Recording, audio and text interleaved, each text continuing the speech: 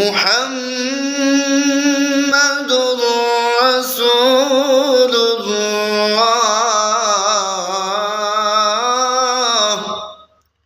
আল্লাহ বাদে কোনো মাবুদ নাই, মুহাম্মাদুর রাসূলুল্লাহ সাল্লাল্লাহু আলাইহি সাল্লাম আল্লাহ তাআলার একমাত্র প্রেরিত নবী এবং রাসূল। যেই ব্যক্তি নবী মুহাম্মদ রাসূলুল্লাহ শোনার পরে দুরূদ পড়ল না, অর্থাৎ সাল্লাল্লাহু আলাইহি ওয়াসাল্লাম বলল না, আল্লাহ নবী বলেছে তার ধ্বংস হোক। একদিন জিবরাইল আলাইহিস সালাম বলতেছে, আল্লাহ নবী, আপনার উপরে যদি কেউ একবার দুরূদ পড়ে তাহলে আমি জিবরাইল, মিকাইল এবং ইসরাফিল তিনজনে মিলে তাকে পুলসিরাত পার করে দিব। আল্লাহ নবী বলছে, জিবরাইল, যদি আমার উপরে কেউ দুরূদ পড়ে আমি নবীর সাথে স্বয়ং তাকে জান্নাতে নিয়ে যাব। সুবহানাল্লাহ।